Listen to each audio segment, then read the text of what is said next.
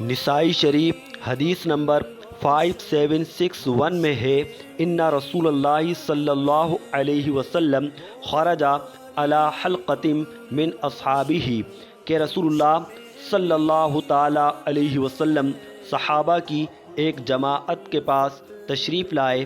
فقال، رسول اللہ صلی اللہ تعالی علیہ وسلم نے فرمایا، ما اجلسکم، تم کس مقصد کے تحت یہاں بیٹھے ہو؟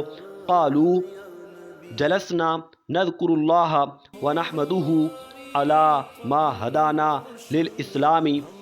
صحابہ کرام نے کہا کہ ہم بیٹھے ہیں، اللہ کا ذکر کر رہے ہیں اور اللہ کی حمد کر رہے ہیں اس بات پر کہ اس نے ہمیں اسلام کی طرف رہنمائی کی۔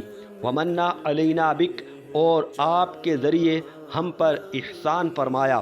قال، رسول اللہ صلی اللہ تعالی علیہ وسلم نے فرمایا، اللہ ما اجلسکم الا ذالک، اللہ کی قسم تم اسی مقصد کے تحت یہاں جمع ہو۔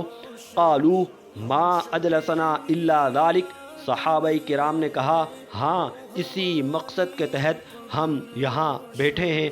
قال، رسول اللہ صلی اللہ تعالی علیہ وسلم نے فرمایا، واللہ انی لم استحلفکم تہمۃ لکم، میں تم پر کوئی تہمت نہیں لگا رہا تھا، ولکنہ آتانی جبریل، لیکن جبریل امین میرے پاس آئے، فاخبرنی، انہوں نے مجھے بتایا، ان اللہ عز وجل یباہی بکم الملائکہ، کہ اللہ عز وجل تمہارے اس عمل کی وجہ سے فرشتوں پر فخر فرما رہا ہے۔